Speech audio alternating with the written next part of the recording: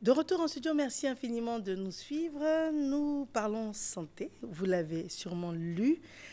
Le docteur Jean-Éric Granger est notre personne ressource. C'est vrai que beaucoup de personnes l'appellent monsieur microbiote. En tout cas, on lui doit la vulgarisation du terme microbiote, bien évidemment. Microbiote, on a compris également qu'on a de bons microbes et de mauvais microbes. Chose qu'on ignorait, on pensait que dès qu'on parlait de microbes, c'était mauvais. Vous nous avez expliqué qu'on a besoin de certains microbes, que depuis la racine des cheveux à la plante des pieds, on en a besoin. Exactement. Bonjour Mariam. Bonjour à vous. Merci. Alors aujourd'hui, le thème, c'est les probiotiques et les antibiotiques. Très bien. Probiotique pour montrer étymologiquement qui veut dire pour la vie et antibiotique qui veut dire contre la vie.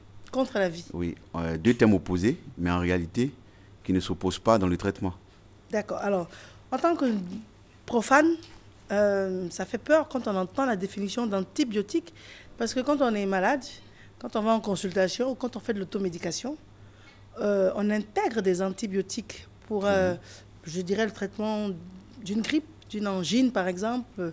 On ne va pas les citer, mais je les connais par cœur. Et on va profiter à toute ma famille. Or, vous venez de dire que c'est contre la vie. Est-ce que je donne un médicament contre la vie à mes enfants? Oui, et bon, l'antibiotique a sa place quand c'est une infection, vous avez dit tout à l'heure. Elle a sa place, le médecin sait à quel moment il doit donner. Mais vous avez parlé tout à l'heure de grippe. C'est là qu'il y a un problème. Parce que la grippe, c'est dû à un virus. Donc l'antibiotique ne jouera aucun rôle. Alors donner un antibiotique pour quelqu'un qui a une grippe, ça n'a pas son sens. Et l'antibiotique qu'on prend, le médecin vous dira pour une durée bien déterminée. Au-delà de cette durée, il y a plein d'effets secondaires qui vont s'accumuler. Et là, vous pouvez faire des effets secondaires comme les diarrhées, les maux de ventre, etc. Et même des problèmes de digestion. C'est ça qui est dû à ces antibiotiques parce qu'on détruit la flore intestinale surtout. Et en détruisant cette flore, ces microbes qui se trouvent au niveau de l'intestin, il y a ces effets secondaires qui peuvent intervenir. Voilà pourquoi l'antibiotique veut dire contre la vie. On ne peut pas s'en passer parce qu'aujourd'hui il est utile. Je pense que après la Deuxième Guerre mondiale, avec la découverte de Fleming, la pénicilline, ça a aidé beaucoup de gens dans le monde. Et je ne peux pas dire qu'il ne faut pas utiliser d'antibiotiques, bien au contraire. Mais ce qu'il faut faire aujourd'hui, en utilisant les antibiotiques, il faut accompagner des probiotiques qui, eux, vont restaurer ces dégâts causés par les antibiotiques. D'accord. Voilà. Donc ça veut dire que, parce que microbiote, c'est assez récent comme découverte, enfin, en général, oui. Au moins pour le grand public. Très bien. Donc on a toujours été exposé à l'antibiotique. Exactement. Donc, et aujourd'hui, oui. Il faut comprendre qu'on peut éviter ces effets secondaires parce que ces effets secondaires sont plus ou moins graves. Maintenant, ce que j'aimerais savoir, l'antibiotique que l'on prend depuis des décennies, peut-être pas depuis la nuit des temps, mais en tout cas depuis longtemps, a des effets négatifs. Oui. On peut revenir là-dessus, s'il vous plaît? Oui, ces effets secondaires, il y en a beaucoup. Quand vous prenez une notice d'antibiotique, il y a tout un journal d'effets secondaires. Parce que le drame, c'est qu'on ne lit jamais. Très bien. C'est ça, et ces effets secondaires-là... soit on connaît le médicament très bien. De par la mère ou le père, ou bien le médecin a donné. Si le médecin a donné, chacun son boulot, oui. Il connaît. Donc on lit rarement les effets secondaires. Oui, et puis on néglige souvent les effets secondaires qui s'accumulent et deviennent plus ou moins graves. Une fois que la maladie est passée, l'effet peut demeurer? Oui. On peut avoir une diarrhée sur 2 semaines, 3 semaines même. Et même on peut prendre un antibiotique, se traiter, et après 2 semaines, 3 semaines, avoir les effets secondaires de l'antibiotique. Ça existe. Ah bon? Oui. Et la diarrhée, par exemple. Et qu'est-ce qu'on va faire quand on a ces effets secondaires? On va prendre encore un autre médicament. Okay? On a, par exemple, un effet secondaire, une infection qui est due à la destruction des microbiotes par notre céphalosporine ou encore notre amoxicilline qu'on prend souvent. Qu'est-ce qui se passe? Il y a une bactérie qui peut entrer parce qu'il y a une destruction de la flore intestinale.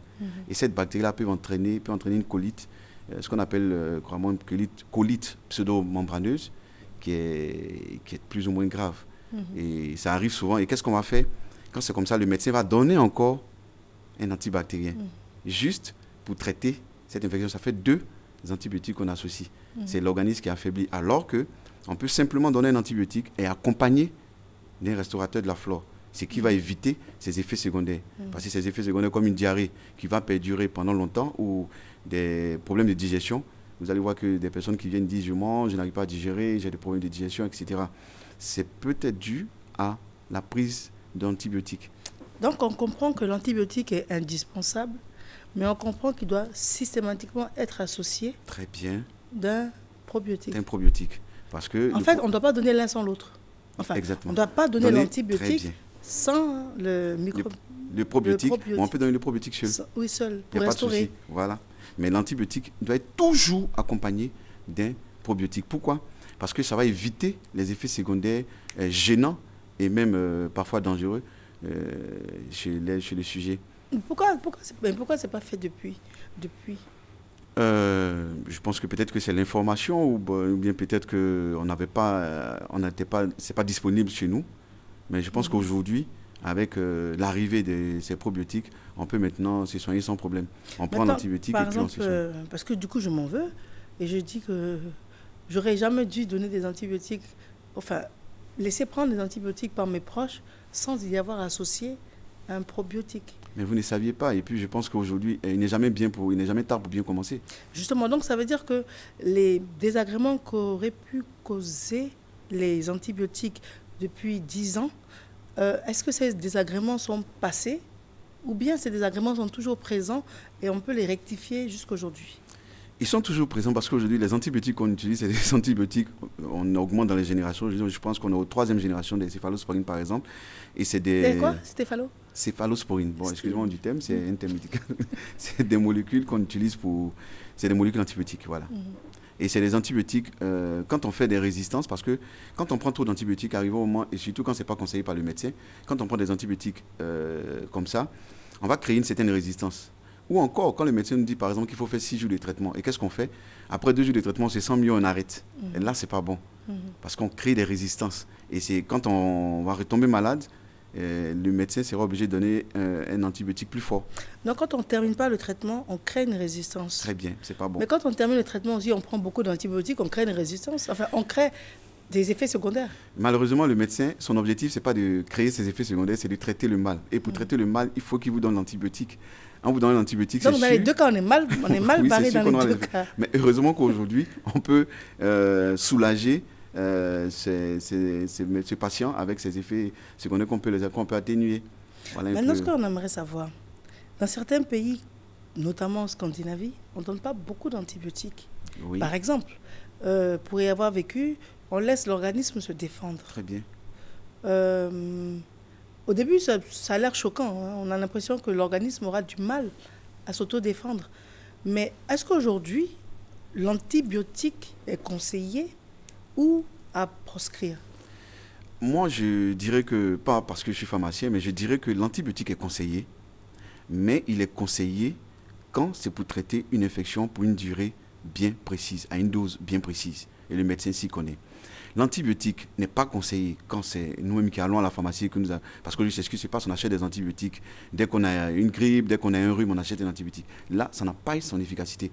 À moins que ça ne sert à rien, puisque c'est un virus. À moins que le médecin pense qu'il y a une infection qui peut se dessiner en bas du rhume ou de la grippe. Et là, il donne l'antibiotique pour traiter l'infection. Mais pourquoi ce n'est pas sur ordonnance systématique? Bon, c'est pas sur ordonnance, mais ça, je pense que ça, c'est le médecin qui pourra, puisque c'est lui qui fait l'ordonnance, et je pense que ça l'engage.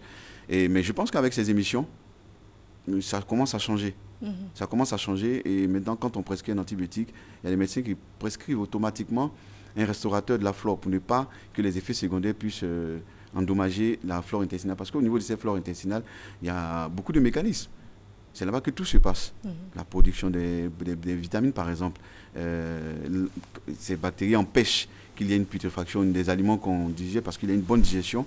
Et il y a beaucoup de mécanismes. Donc, c'est dangereux de laisser l'antibiotique uniquement traité alors qu'on peut, pas derrière, restaurer cette flore qu'on a détruite. Voilà un peu. Donc, je conseillerais aux médecins d'ajouter, en plus de l'antibiotique, un restaurateur, un probiotique, pour éviter que le malade puisse avoir ses effets secondaires. Et surtout quand on a une grippe et un rhume, c'est vraiment pas utile. Et l'organisme, comme vous avez dit tout à l'heure, a la capacité de s'auto-défendre. C'est parce que nous avons été amenés pendant plusieurs années à détruire ces défenseurs qu'aujourd'hui, on se sent obligé de prendre automatiquement un antibiotique quand on a une petite infection. Une petite infection, on n'a vraiment pas besoin d'un antibiotique. Mais des fois aussi, malheureusement, il y a des personnes qui meurent de palu. Là où on disait, mais on n'a pas compris, elle est dans des pays où c'est pas vraiment une maladie qui n'est pas vraiment connue. Donc on le laisse et puis finalement la fièvre monte et puis l'emporte. Très bien. Le palu, par exemple, on prend des antipaludéens pour les traiter. Mais quand il faut faire un examen, moi je conseille de faire d'abord un examen qui va signaler la présence du palu. Mais faut pas on se prendre un dit médicament que parce que... vers entre 17h et 19h, c'est comme ça qu'on fait. Oui, j'ai La remarqué. personne a le corps chaud. Oui, j'ai remarqué. Et puis après ça va mieux la journée. Mais ce n'est pas obligatoire. Ça peut être une autre maladie. Il faut faire l'examen qui pourra vous confirmer que c'est un palu. Et encore, ce qu'il faut savoir, le palu, il entre dans les globules rouges, il va les détruire. Donc, en plus de ça, on peut faire un examen pour savoir si le malade est anémie ou pas. Et le médecin pourra compléter l'antipaludien avec un anti-anémique. Je veux dire qu'en fonction de la maladie, on peut avoir le bon réflexe. Et moi, je partage, je sais que nos médecins ici ont ce réflexe. Mais aujourd'hui, comme les probiotiques sont nouveaux encore dans notre quotidien, il faut savoir qu'on doit avoir le bon réflexe de donner l'antibiotique et le probiotique pour éviter ces effets secondaires. On n'annule pas l'antibiotique, bien au contraire. On le maintient, surtout s'il est prescrit. Très bien, voilà. Mais il faut absolument vérifier qu'il soit associé à un probiotique. Très bien, et il ne faut pas le prendre comme ça. Vous avez un rhume, vous avez une grippe, ou bien vous avez un virus, par exemple la rougeole, la varicelle. Et je vois que le premier réflexe, c'est de donner l'antibiotique. C'est pas ça. C'est un virus. Un virus n'a pas... l'antibiotique n'est pas efficace sur un virus. Mais ça fait quoi? Ça fatigue quoi? Le foie, ça fatigue quoi? C'est l'intestin qui est attaqué. L'intestin est attaqué, la flore intestinale est dégradée. Et après, on a les effets secondaires du médicament alors qu'il n'a même pas traité une maladie. Vous comprenez? Il n'a pas traité de maladie et on a pris l'antibiotique. Vous avez une petite toux, vous commencez à tousser depuis, depuis hier nuit. Vous avez à la pharmacie, vous dites que vous voulez un antibiotique. Pourquoi? Parce que vous avez dit que vous avez une toux. Ça ne sert à rien. Vous pouvez juste prendre un antitussif, si ça vous sied, et puis vous laissez l'organisme même qui a la capacité de s'auto-défendre pour vous traiter. Il faut éviter ça. Très bien. Votre conclusion, s'il vous plaît? En conclusion, ce que je peux dire aux médecins, c'est aujourd'hui d'associer l'antibiotique avec un probiotique pour éviter les effets secondaires qu'on connaît très souvent, qui sont la diarrhée, problèmes de digestion et puis les maux de ventre. Ce que je peux conseiller au public, au grand public, c'est d'éviter de prendre des antibiotiques comme des bonbons et de passer toujours voir le médecin pour prendre un antibiotique. Et pour une grippe ou un rhume, on n'a vraiment pas besoin d'antibiotiques. Docteur Jean-Henri Granger, comment on vous joint? Un numéro, le 57 47 0000 et un mail microbiote1@yahoo.fr. Vous arrivez à dormir? On vous appelle moins? On essaie. C'est vrai que je n'arrive pas à décrocher tous les appels, malheureusement, mais je réponds à tous les mails. On reprend le téléphone? 57 47 0000 ou microbiote1@yahoo.fr. Très bien. Merci. Merci à vous. Nous avons une capsule de transition, puis nous allons recevoir M. Jean-Marie Bébidouka et il nous explique que le cerveau est une machine formidable. À tout de suite. Hey, ma tante, bonjour. Ah, ma fille, bonne arrivée. Attends-moi, j'arrive.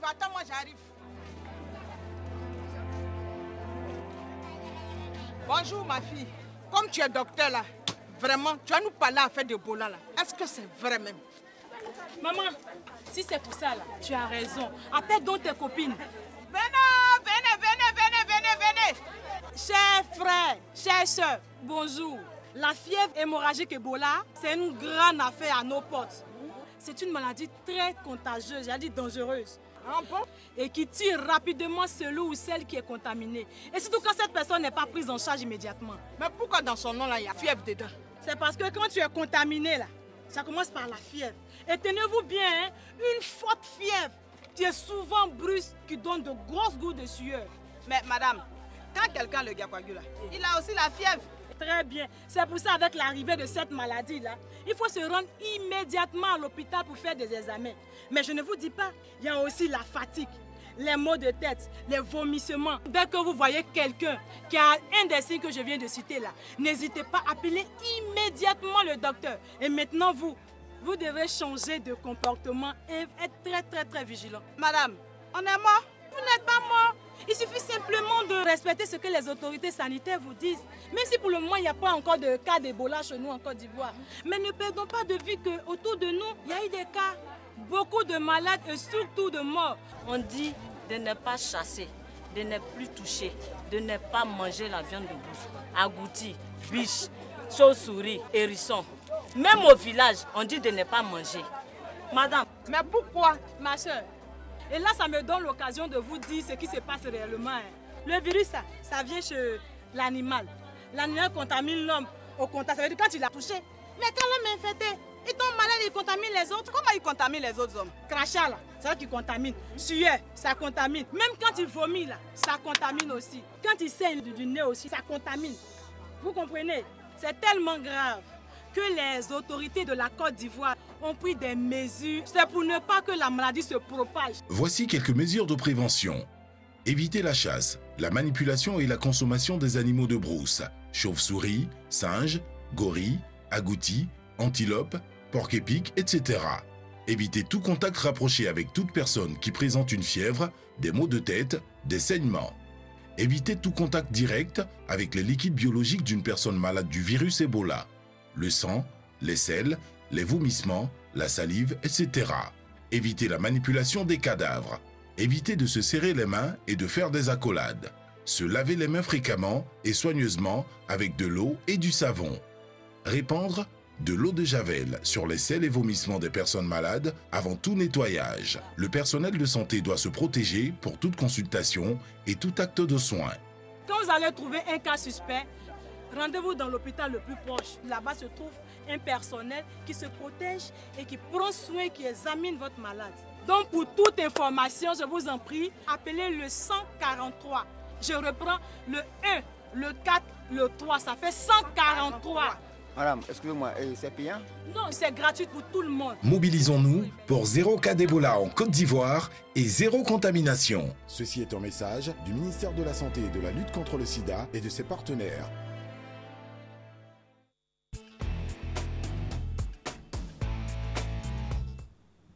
Nous sommes de retour en studio. Merci de nous rester fidèles. Monsieur Jean-Marie Bébidouka est notre personne ressource. Monsieur, bonjour. Bonjour, Mariam. Vous nous expliquez que le cerveau est une machine formidable. Tout à fait. Il faut dire que le cerveau nous sert à penser, à réfléchir, à avoir des émotions, à apprendre. Et tout cela est à la base d'un fonctionnement spécifique. Alors, il faut savoir que le cerveau reçoit plus de 2 millions de fragments d'informations du milieu. Du milieu extérieur. 2 millions à la seconde. Oui. Alors qu'il ne peut en traiter que 7. S'il est très efficace, 9 sur les 2 millions. Donc ça veut dire qu'il doit éliminer beaucoup et doit sélectionner 7 au plus 9. 2 millions de quoi? Fragments d'informations. Ça veut dire quoi? Ça veut dire que là, je suis assise, il y a un cadreur sur ma gauche, j'ai intégré cette donnée, vous êtes en face, j'ai intégré qu'il fait frais dans le studio, c'est ça? Effectivement. C'est-à-dire au niveau visuel. Tout ce que vous voyez, c'est des fragments d'informations qui parviennent au cerveau, enfin, que le cerveau doit avoir. Il y a aussi au niveau auditif, les sons, ça parvient au cerveau. Les sensations, la fraîcheur, le froid et tout ça. Tout ça, et puis il y a les sensations intérieures, votre battement cardiaque et tout ça. Voilà, donc ça fait environ 2 millions d'informations, des fragments d'informations à la seconde qui parviennent au cerveau. Voilà. Et puis il ne peut en traiter que 7. Que 7. S'il est très efficace, 9. Ça veut dire qu'il doit éliminer plus d'1 900 000 et quelques mille. Quand vous dites éliminer, on ne s'en souvient plus? On ne s'en souvient pas. Ça veut dire que le cerveau, il doit traiter. On ne peut se souvenir que des informations que le cerveau a traitées. Voilà. Si le cerveau n'a pas pu traiter les informations ne seront pas stockées. Mais qui? Mais enfin, je dirais presque qui, sachant que je suis seule. Mais comment le choix, le tri s'effectue? Effectivement. Le cerveau va mettre en place des mécanismes. Il y a un mécanisme qu'on appelle l'omission, qui permet de mettre certaines informations, certains fragments. Il y a la sélection, qui permet de sélectionner certaines informations. Et puis, il y a la modification. C'est-à-dire, le cerveau modifie ces fragments avant de les intégrer. Voilà. Donc, il y a 3 mécanismes qui permettent au cerveau d'intégrer ou d'omettre les informations avant de les traiter. Si le cerveau arrivait à absorber les 2 millions de fragments, le cerveau serait inondé, en fait, il y aurait des difficultés à les traiter. Est-ce que ce que vous êtes en train de nous dire, c'est la porte de la folie? ou la porte de l'insensibilité? Parce que vous dites qu'il choisit, il sélectionne les informations. Des fois, on observe quelqu'un et on dit non, celui-là, il faut le laisser aller dans sa bulle. Ça veut dire que son cerveau a choisi d'omettre certaines informations dont nous, on tient compte. Lui, n'en tient plus compte. Effectivement. Donc, ça veut dire que ça peut être à la porte de la folie. Ou bien la personne, on dit non, ce monsieur-là, non, il est méchant, il est sensible à rien.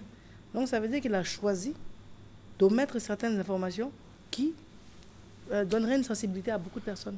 Bon, l'individu n'a pas choisi puisqu'il n'est pas conscient de ce mécanisme-là. Okay. Mais on peut dire que c'est un dysfonctionnement du cerveau. Voilà, ça veut dire que la fonction d'omission peut être intense. Hein, il peut y avoir une inflation, c'est-à-dire que cette fonction travaille plus. Et donc, le cerveau omet toutes les informations, la plupart des informations qui viennent du milieu extérieur. Donc là, on est isolé, on est dans son coin, on ne veut parler à personne, on n'est pas motivé, on n'est pas intéressé par quoi que ce soit. Voilà, donc ça, c'est un dysfonctionnement qu'il faut rétablir. Voilà. Et en fonction du type de cerveau, on privilégie tel fragment d'information ou tel type d'information.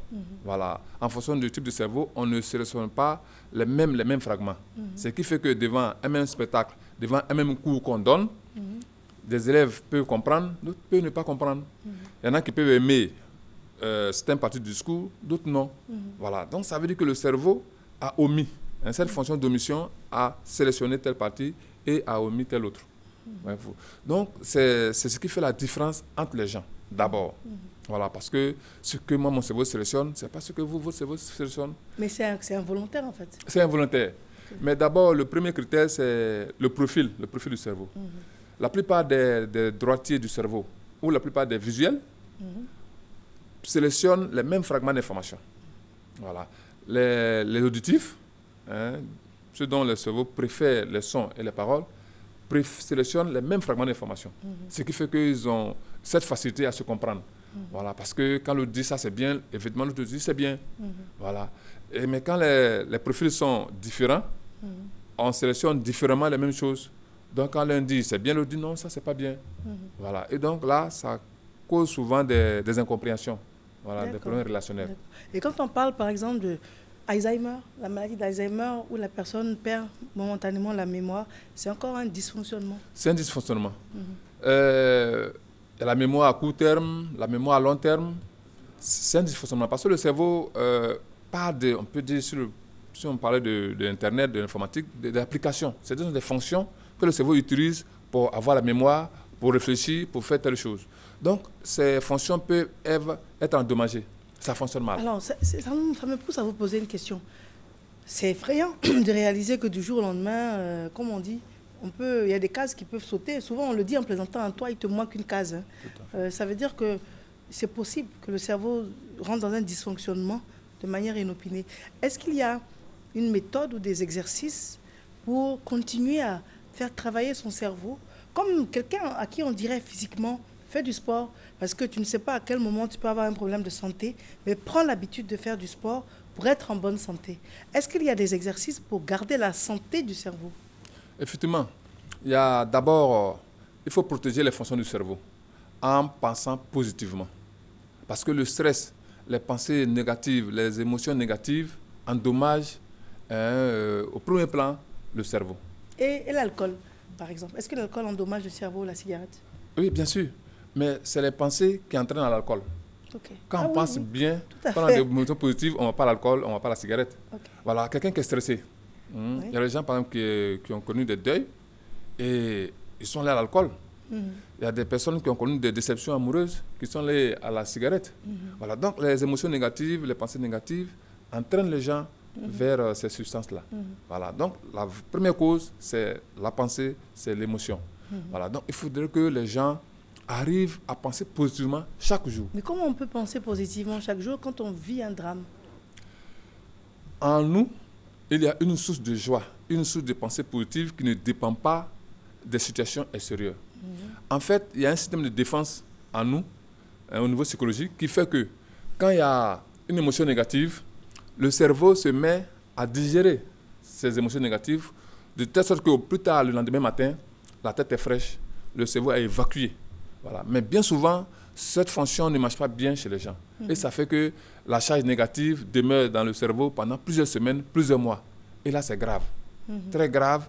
Et parce que quand le cerveau a une charge négative, ça l'empêche d'avoir certaines hormones telles que la dopamine, qui est censée lubrifier l'organisme, l'organisme entièrement, et qui développe la résistance aux maladies. Vous voyez.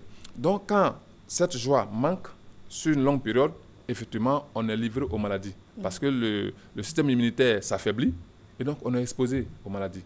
Voilà. Donc, la première base, c'est d'agir sur les pensées, mais la programmation neurolinguistique permet de le faire, d'activer cette fonction qui débite automatiquement cette source de joie inconditionnelle. Voilà, qui n'est pas liée quand vous êtes en deuil, rapidement le cerveau digère cette charge négative et puis quelques jours après, le cerveau est libéré. Voilà. Donc, il y a ça. Et puis, il faut aussi faire des exercices. Il y a des exercices intellectuels, lire, faire des jeux qui permettent au cerveau de s'entraîner. Parce qu'un cerveau qui s'entraîne éveille toujours ses fonctions. Voyez-vous, un cerveau qui n'utilise pas une fonction donnée, sur un temps, le cerveau met la fonction là en veille. Okay. Voilà.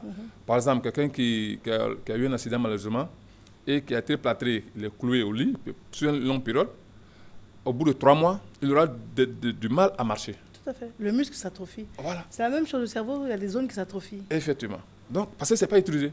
Quand vous utilisez régulièrement, la fonction est toujours en éveil. Et ça, c'est la programmation neurolinguistique qui peut nous emmener à faire ces exercices-là. À faire ces exercices, de sorte que dès que la fonction est activée, mais chaque jour, vous n'avez plus à faire l'exercice, c'est automatique.